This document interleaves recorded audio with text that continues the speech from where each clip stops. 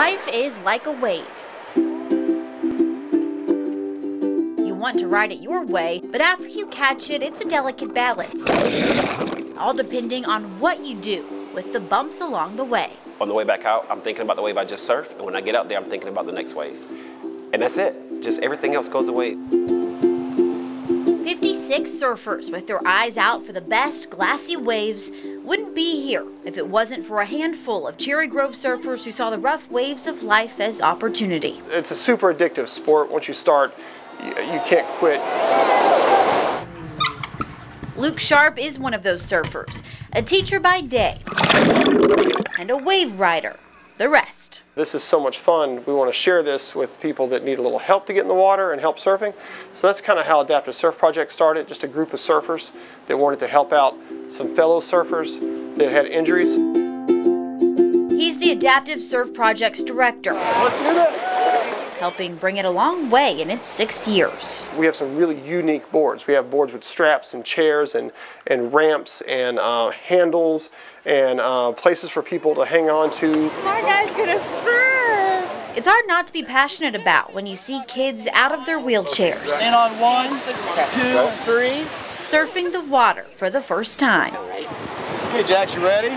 So for 6 years, I've been seeing that, what I call like the money shot, like that moment when the joy hits them, when the wave picks them up, and it just overwhelms them. Luke's friend Brock Johnson is another great surfer and competition surfer. Paralyzed after jumping off a boat, he decided to choose triumph over tragedy.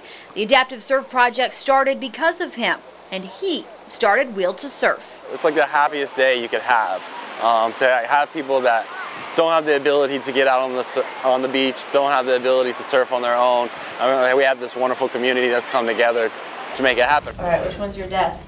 And it's been maybe the most life-changing for their friend Ernie Johnson. And I was, no, I'm not going out there.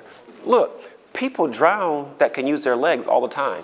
I was terrified. His friends were patient, and he changed his mind. I would text him at night, 8 o'clock at night, and tell him that, you know, the surf report looks good. Can you surf in the morning before you go to work? So Luke, for a few months, would get up and meet me at the pier at 6 o'clock. We'd surf for 45 minutes. Now he and Brock compete together around the world. All the pain, all of, I don't want to say suffering, all of the hardships that come with having a spinal cord injury, for me personally, all that stuff goes away every time I'm in the ocean. With 2024 Olympic adaptive surfing dreams on their minds. All our waves are different. Well, perfect wave isn't exactly going to be an easy one to catch. But if one thing's for sure, we can all sit back and enjoy the ride. Surfing really is enjoyable. I enjoy it.